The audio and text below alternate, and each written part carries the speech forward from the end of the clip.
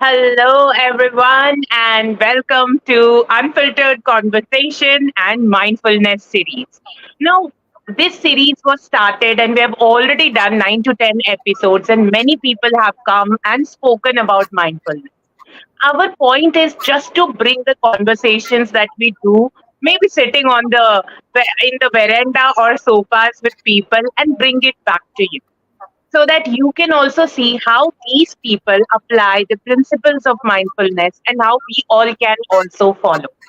This is a very criteria. I have with me my wonderful co-host, Mr. Bhavya Mangla, and he is here as he has also a lot of experience of being an auditor in many MNCs and is the author of a wonderful book called Self Talk and is also always looking forward to learning more and more and becoming his best version. But today, Bhavya, I have to tell you, we have an amazing guest coming over who is none other than Mr. Smarth Bali. He has many feathers in his cap, but the first one is he's been a global communication specialist in and has given many workshops in many corporates, starting from Microsoft or whatever company you can think of. And he has also worked with many federal governments of Australia, France, Malta, and has is keeping on giving back only to the society, being a communication and marketing expert. So let's bring him on the stage and let's understand from him how his life experiences can actually relate to us and can inspire us to live a life of mindfulness. Hello and welcome, Mr. Smart. Hi, Namaskar ji. बहुत बहुत धन्यवाद. Thank you very much. And whoever is attending this, my greetings to all of you, and I wish you all the best in life. Thank you, Mr. Smart. I have seen you have many caps, many feathers in your cap. But I would like to know, as you know, this series is all about mindfulness. What does mindfulness mean to you? And how do you live a life of mindfulness? I think mindfulness is being where you are completely at any moment in time with whatever you're doing.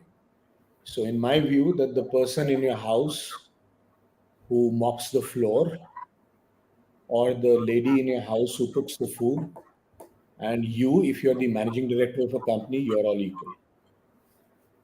You're all equal if at the time of doing what you're doing, you're involved completely 100%. That to me is the secret of good living. If anybody can do that, you don't need any other crutches. I call everything else as crutches. You don't need any other crutch other than this, and that's it. That is what I believe. And how does mindfulness help you in living your daily life? I don't need crutches. I don't have to run around seeking the help of a book to assist me, the help of a guru to assist me. These are all becoming very fashionable things now. If you don't have a guru, means that you cannot breathe. So if you're not believing in some stupid philosophy like manifestation, you read one book and you say, now I'm going to do this, positive thinking and all that, it doesn't really matter. Whatever life gives you, do the best that you can under the circumstances, and life is good. See, the whole problem arises with a word called control. You must understand this. Why would you want to control something? You don't. Nature cannot be controlled. There is no God, human being on the planet who can ever control nature. Nature is the real manifestation of divine. A lot of people say you can't see God. I always maintain you can see God. I can show you God in less than 30 seconds. Come with me to the mountains, sit there quietly one night, observe everything around you. That is God. That's a living God. The trees, the plants, the rivers, the mountains, these are living gods. I mean, these are the manifestations of the divine. You don't need anybody else. So to me, when that is there, why would I need the support of anything? Why would I need to control anything? I don't need to control anything. You go with the flow. Whatever is there, you go with that. There is. If you have time, I would like to introduce the definition of mindfulness and meditation according to the Buddha. Sure, sir. Please. Buddha and Anand are passing through, going to a village. And on the way, they come across a small river. Small, I didn't say large, very small, a rivulet. And they pass it by. And after some time, after about 100 yards, Buddha says, I'm tired, I need to rest. So he sits under a tree and he tells Anand, then Anand, here's my bowl. Go get me water from that rivulet. Anand says, Anand doesn't understand. He says, we were just passing by. He could have told me, fill up the bowl. I could have got it here. I have to go back now another 100 yards and get water all over again. Makes no sense to me. So, Buddha is Buddha, Anand is Anand. So he picks up the bowl, dutifully goes back. The moment Anand reaches the river, the rivulet, he sees that a couple of bullock carts have passed by and the mud has risen from the bottom and the rivulet has become very dirty. It's very dusty, very dirty. All the leaves have come up, the mud has come up. So he waits. Now he waits. He says, how long can I wait? He goes back. He goes to the Buddha and says, sir, it's like this. We are wasting our time for that little rivulet. The village is nearby. Another 2 minutes. So let's go there and we'll get water. He says, no, Anand. I want you to go back and get me water from the same rivulet. Anand is quite perplexed. He says, I don't understand what Buddha really wants to teach me. Again and again, he goes back again. As he's going back, Buddha calls from behind. He says, Anand, remember that when you're going there, if the river is dirty, wait, watch, let the water settle, and then get the water. He says, okay. So Anand goes back. And the moment he goes back, one more bullock cart passes through the rivulet. So Anand says, problem. Anand sits down. And now he watches the river. He sees the mud has come up. But now there are no more bullock carts. Now there is nobody else. It's evening time. The night is descending slowly. There's a soft breeze blowing. Anand is sitting there. The Buddha is resting very nicely under a tree. And Anand starts to look at the water. And he keeps looking. And he sees the mud settling down. He sees the leaves settle down. And then there is clear water. And in a fraction of a moment, Anand has this huge enlightenment that I had several weeks back asked the Buddha, how does one meditate? And he never gave me an answer. He said, Anand, we are busy right now. I don't have time to answer you. Let's move on. He said, again, after a week, I asked him, sir, what is meditation? He says, nothing. Let's move on. I will answer this question some other time. Anand is very frustrated. So Anand fills the bowl and takes it back to the Buddha and he falls at Buddha's feet and he says, thank you. He says, I should be thanking you. You got water for me. Why are you thanking me? He says, I'm thanking you because you answered my question. What is meditation? What is mindfulness? So the definition of mindfulness is that you observe your thoughts as you have observed that river. When you observe your thoughts, then all the muck, all the dust, all the rotten leaves that fall away, and clarity comes into being. So I would say this is the best example of mindfulness or a meditative state where you're always observing your own thoughts. It's a little complex. More than this will become a little more complex. But for now, it should suffice. Thank you. Thank you for giving such a brilliant example for our viewers to understand why your philosophy is such. Here, I would like to say, whoever believes system, it is Mr. Smarth's belief system, but whoever believes in their gurus, it's obviously their own personal choice. We are not taking that away from anyone. But yes, the example that Mr. Smarth gave have actually given us a very wonderful way of observance and as well as the awareness that a person can get through that, because then you are living, actually living in the moment, then only you are able to.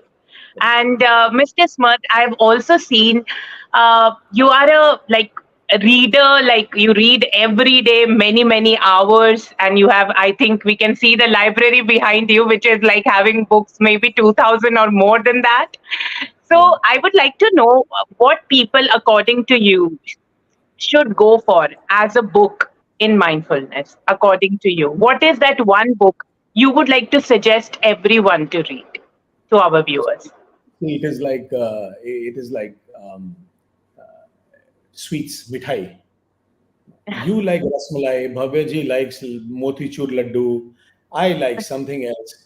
To recommend a one size fits all book is very difficult. But in my experience, I'm talking about myself. Whether the same book will resonate with you, that is your luck.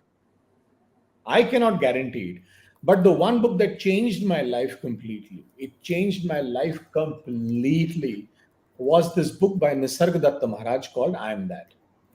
Uh, I have a copy behind me, but not here. So I think that book changed me completely. And I think it's a very dangerous book, because if you continue to read that book for too long, तो आप में वैराग्य छा जाएगा और आप जब छोड़ छाड़ के आप बैठ जाओगे कहीं पे कुछ करने के लिए. So you have to read that book very cautiously. But I do, and it's not a book. It's a series of conversations. It's a lot of conversations with Nisargadatta Maharaj. Nisargadatta Maharaj, for those who do not know, was a highly enlightened soul in the early part of the 20th century. And he used to actually sell bidis and cigarettes in a shop in Bombay. He had a small shop selling bidi, cigarette, and which is a parchun ki dukaan bolte hain na वैसे. So, and because of his guru, uh, he became he listened to his guru and became enlightened. And then he used to give talks till the last day of his life. He unfortunately had cancer of the throat and he passed away. I'm using the word passed away. I'm not using the word samadhi, mahasamadhi, and all that, because after all, in the body of a human being, you will pass away. As simple as that. So that's it. So that book definitely changed my life completely. Completely. And I have never found a book that comes even 1% close to that book. And that is a book that I've gifted a lot to my friends. With some it has resonated, with some it has not resonated. So I'm also clarifying that. So it's not always that it will resonate with you. But I was telling Shweta, you remember this before we came live. Yeah. You will read that book when the time is right for you, like any good book. Interesting. You can buy the Thank book, you. that may not agree with you. Mr. Thank you. Samarth, let me ask something in line with that. There's a question which has just come from the live audience, and one of the question is that as you were talking about Mahatma Buddha and Anand, that how the Anand realized that his, uh, you can say that wow moment, that when he realized what is meditation and what is mindfulness. What about you? That when you realize something about that in your own life, can you tell some your personal experience about that? I don't want to, because it will sound very silly and stupid and maybe even esoteric. But uh, I think there have been a few moments in my life when I realized the enormity of life and I realized the reality of life. Mhm. And it did not interfere with what I'm doing. It does not interfere with your life. Mhm. You continue to be what you are doing. See, some of our greatest souls. Nisargadatta Maharaj was a shopkeeper. Um, Lahiri Mashe actually worked for the railway company. Another great soul who was born in this country. So some of these people had regular lives. Lahiri Mashe was even married. He had two sons. Mhm. He had grandchildren. I mean, he was a regular person. He was one of the greatest yogis of this land. So anything that you realize, the enormity of it does not disturb your life. It continues. So in my experience, I think there have been two instances where I realized that there was something beyond uh, something beyond what we believe is life, this desire and chasing things and all that, there is something beyond that. And once you realize that, then life becomes quite sorted actually. You become a much happier person. You're not pursuing things, you're not running after things, you're not craving after this or that. So I actually believe that the book that I recommended, I am that, it is the title is wrong. I believe that the book title is wrong. I will say it on a public platform. The book title should be I am, not that. Not that or this, not this or that. I am. अगर ये title होता तो that would have been right, because nowhere does Nisargadatta Maharaj says that I am that. He just says I am. He says जो हो so ho. You are what you are and you stay in that. Staying is difficult. But then you have to read Krishnamurti, where he says that thought is your biggest enemy, and then people get confused. But all these are true. So that's the best I can explain my experience. Like 2 times in my life, something happened where I was Yeah. where I knew that this is it. Okay. You are also a great fan of Raman Maharishi. Even though these days not many people talk about him, but we know that what he did in his lifetime, that is really amazing. So any specific reason that why you are a big fan of Raman Maharishi? I'm a big fan of Raman Maharishi for the same reason that I'm a big fan of Nisargadatta Maharaj. Because whatever Nisargadatta Maharaj says, Raman Maharishi was the most amazing example of that for us in our lifetime. In our lifetime, that we even have videos of the man is a great thing, But I believe that that man exemplified. He was actually a manifestation of what I am means. Was to just be in that moment there. अगर आपको mindfulness की पराकाष्ठा देखनी है तो आप रमन महर्षि के जीवन को देखिए. He was just there, that's all. He did not say I'm doing miracles. He did not say I will change your life. He did not say anything of that sort. He was just living whatever he's doing, that's all. But what Nisargadatta Maharaj could convey by speaking so much, Raman Maharishi conveyed so much without speaking. Okay. So you can imagine that the genius of the man, the greatness of that man. निशब्द होके अगर आप कुछ चीज convey कर सकते हैं बहुत बड़ी बात. It's a huge thing. Wonderful, wonderful, wonderful. Shweta, what are your thoughts about this, and what do you think about it? I would like to say that Mr. Smarth's example, I've heard that from my grandfather actually. That's why I was able to relate to that. Yeah, yeah. And my grandfather was also a reader, just like Mr. Smarth, I would say. And I completely agree the way he explained, the observance, awareness, and everything. Because the example was so brilliant to explain that what is mindfulness meditative state. Yeah. Actually, that it is what he explained. Such a such a short and simple example gave the crux of what we always talk about, Bhavya, which is like mindfulness, meditation, and everything. Such a small and simple example. And definitely, I would love to read that book. I am that. But as he said, it comes when it is you are ready to read it. True. So I would like to also ask here, Bhavya, you also, I know you are an author of a book called Self Talk. Do you resonate with like what he's talking about, like about Nisargadatta Maharaj and also Raman Maharishi ji? Do you resonate in your book something similar? I think what Samarth is saying is very true, and I can very much relate to that, and also the viewers who must be listening to that, because this is something which is very practical and very real and very logical. At many times, it happens that we think about certain things which actually are not practical, and we think that why things are not working. But if you go through these books, if you listen to all these great people, then you realize that there are many things which are actually we need to do ourselves. But at times we feel that the other person is going to do something, but other person Correct. cannot do anything. It is all of a self-realization. That's what I can Yes. say. Samarth, we were also talking a little bit earlier about Bhagavad Gita, and and I could see that you are a great fan of that, and I could see that the way you were speaking different shlokas of in Sanskrit, that shows that how much is your understanding or clarity about it. Any specific reason that you're a big fan of Bhagavad Gita, which I think is a very important book that we all should read and understand.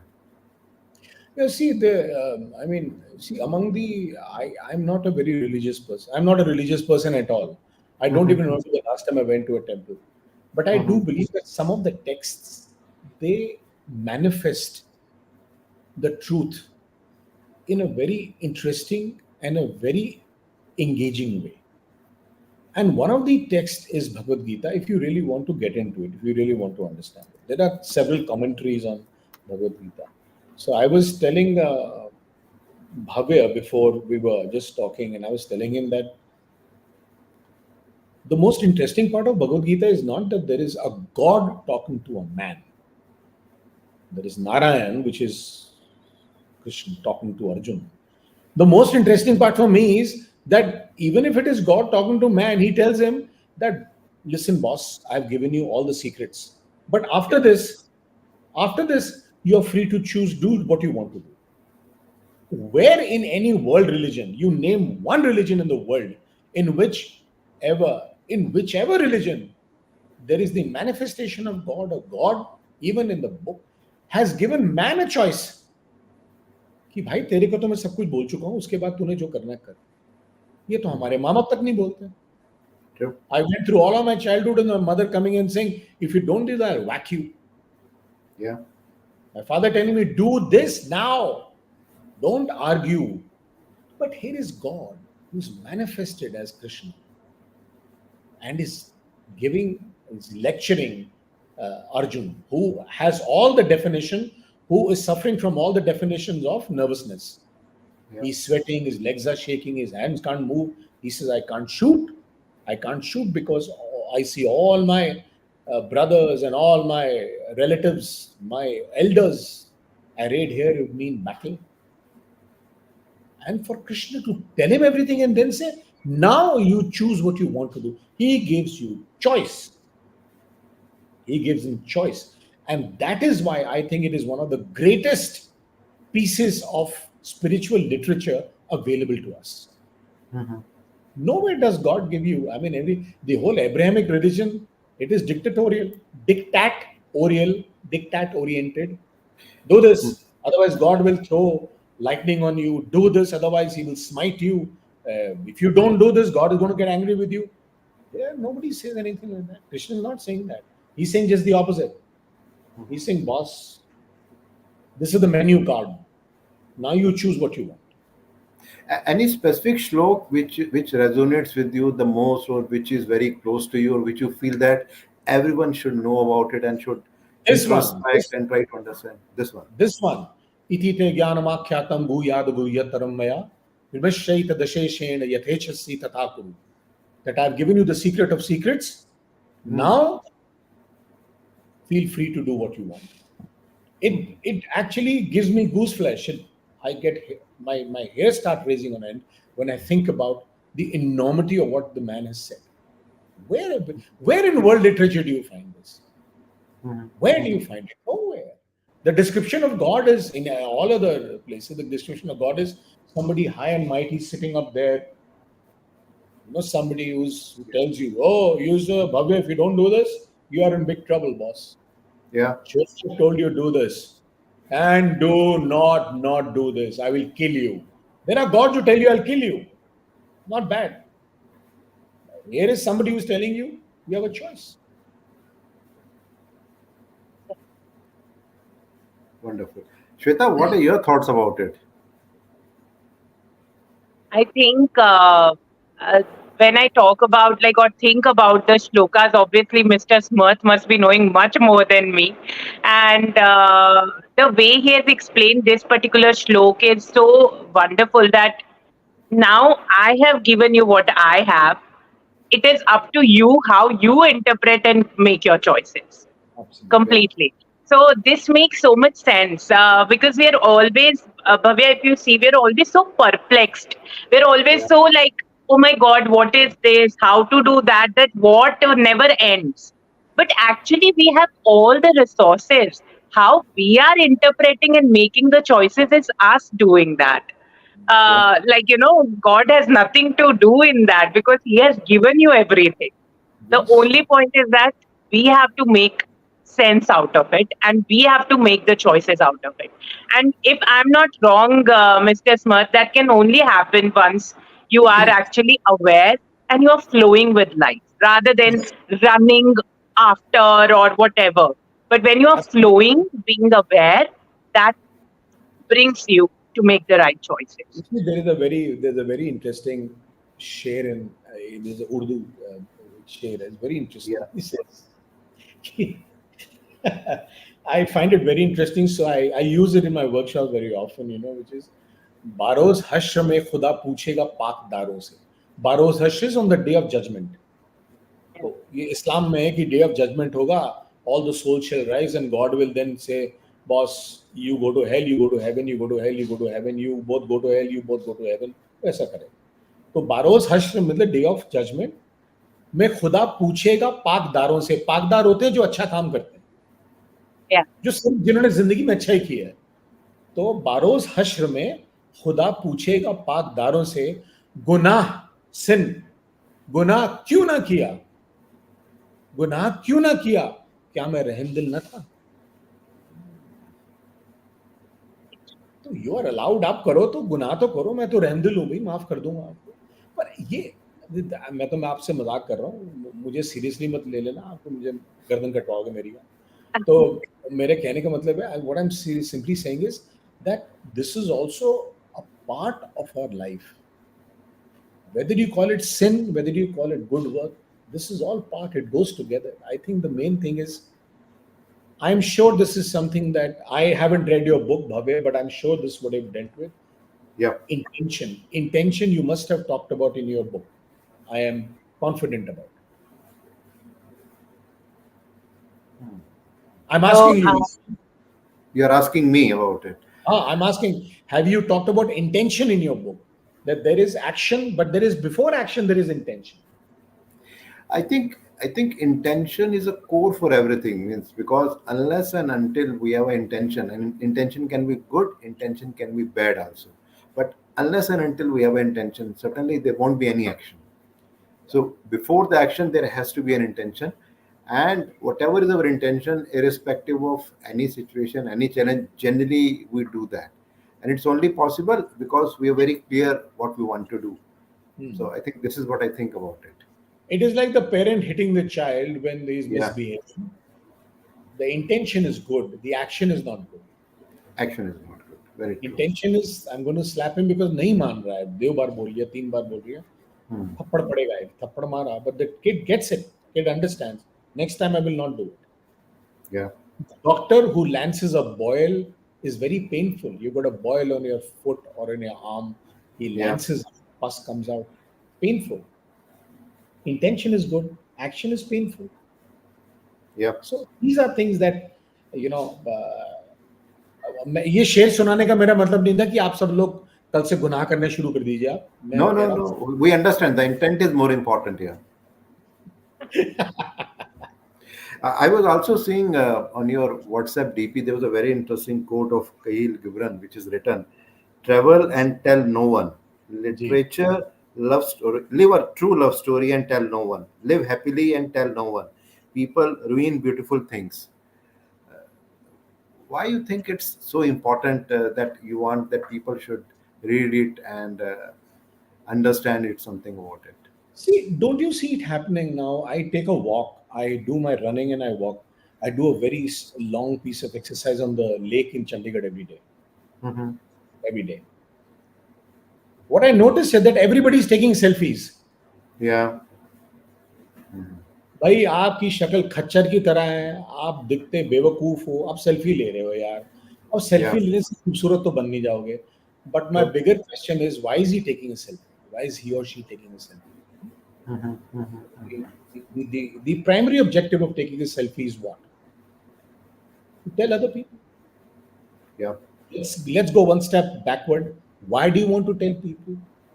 Because I have this enormous uh, idea of myself. I have this great idea of myself, and I am not what you see. I'm much more than that. अरे आप तो जानते ही नहीं मैं कौन हूँ। मैं बहुत Mhm. बुरा चीज हूँ भाई। Yeah. ये कहाँ जा रहा है? Why do you want to tell someone? क्या मिल जाएगा? You are born, you will die. You are not even a bloody bacteria on this earth. If you're not happy yourself, 90, see, I had about 5 or 6,000 people on Facebook the day I quit Facebook. I Mhm. deleted my account. I didn't even quit. I deleted it. They deleted it. Nothing happened. Yeah. Nothing happened. Nobody said, Samarth is out of my life. I will die, my darling, because of you. You are my love. I will die because of कुछ नहीं हुआ, कुछ नहीं हुआ भाई. कोई मिलने नहीं आया, कोई कुछ नहीं हुआ. 5,000, 6,000 people vanished in thin air. Yeah. And by the way, the truth is, out of those 5, 6,000 people, I did not even know about 5,845 people. Yeah. I don't even know them. They were at my workshop. They added me. I added them. ठीक है.